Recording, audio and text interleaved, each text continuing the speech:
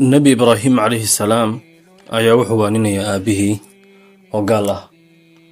Bal u fiirsada markaan doonayno qofka inaynu u sheegno wax khalad ah oo ku jiro oo aynu ka waanino manhajka saxa ah ee ay tahay in loo raaco ee habboon ee ilaalinaya bani'aadantinimada shakhsiyadda qofka iyo qiimkiisa iyo qiimihiisa ilaalinaya oo dhowraya wixii aan doonanay oo ahaa qofkan inuu xumaanta iska daayana aan ku gaari karayno. afar jeer buu la hadlaa. markii koobaad wuxuu ku yidhi yaa abati lima tacbudu maa laa yasmacu walaa yubsiru walaa yughni canka shay'a. aabbo maxaad u caabudaysaa wax aan ku maqlaynin oo ku arkaynin waxna aan ku taraynin?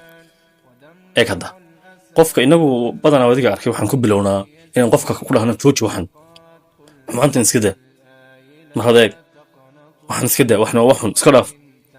waxa qurux badan inaan ku bilowno inaan qofka u sheegno inaan shaki ku furno marka hore qofkani waxan uu samaynayo ee xumaanta ah inay xumaan tahay inaynu shaki ku furno maskaxdiisa iimaankiisa dadna su'aal isagu isweydiiyo. nabiyullaahi ibraahim wuxuu leeyahay aabbo maxaad u caabudaysaa waxaan ku maqlayn waan ku arkayn waxna aan ku tarayn? wuxuu waa sanam. su'aal buu isweydiinaya markaa aabihii wuxuu odhanayaa wallaahi waa runtii haddana da ima maqlo ima arko waxna ima taro maxaa iga khaldan? eeg hadda way kala duwantay markaad qofka isaga maskaxdiisa tuujiso in markaad isaga maskaxdiisa cariso oo su'aala ku dhex abuurto iyo markaad hadal caadi intaad ku tiraada iska tagto hadal aan su'aal keenin waxuna iska daa iyo waxa aan sidaa samaynayna sidaa ku ahayna kaa kuu qabanayna waxaanad ku helinay kaanad ku helin kaanad ku helin maxaad ku falasa?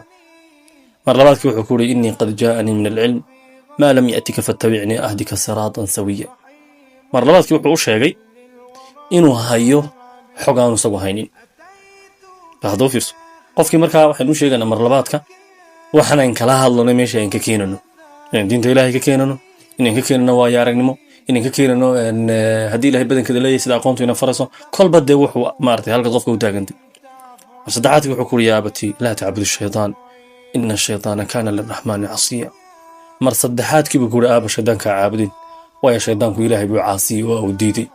bal u fiirso waa mar saddexaadkii waa halka innagu aan ka bilowno laba wax bayn ka soo boodno yaa halkuu nebi ibraahim ku bilaabay inuu shaki ku furo oo su'aalo weydiiyey maxaad waxaa u samaynaysaa maxaad u caabudaysaa ilaahaan ku maqlayn ku arkayn dee innagu taa saddexaad nebigu oo maraya bayn ku bilaabi lahay laa tacbudu shaytaan ha caabudin shaydaanka caabudin waayo aaba shaydaanku ilaahay buu caasiyey. ugu dambayn wuxuu ku yidhi nabiyullaahi ibraahim yaa abati innii akhaafu an yamassaka cadaaba min arraxmaan fatakuuna lishaytaani waliya. wuxuu u sheegay shaydaankaa uu ku yidhi ha caabudin hadduu caabudo oo sidaa ku dhinto meeshu ku dambaynayo natiijadii buu u sheegay. wuxuu aabbo waxaan kaaga cabsanaya cadaab rabbi baan kaaga baqaya waa haddaad ka tegi weydo shaydaanka iyo caabitaankiisa haddaad aabbo ka tegi weydo cadaab rabbi baan kaaga baqanaya fatakuuna lishaytaani waliya. dabeetana aad shaydaanka weli u noqoto oo mid isaga jecel u noqoto oo mid isaga ka agdhowaad u noqoto. subxaan allah cajiib.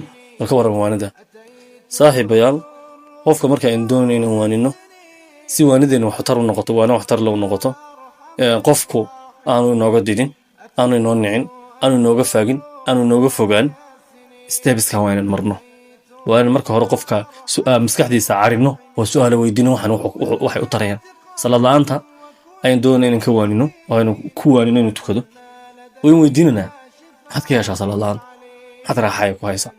u fiirsaadha maraa kadib inaan u sheegno waxaan u sheegaynaa inay diin tahay waayo aragnimo aan usoo joognay hadday tahay qofka waa la hadlay qof da yahay aqoon inaan kula hadlano markaa dabadeed inaan ku dhahno salaad la'aanta iska daa. ugu dambayn hadduu salaada tukan waayo waxa ku dhacaya iftiinku ka tegayo nuurku ka tegayo ilaahay xiriirkiisa ay kala furmanayaan ama ay kala furanayaan.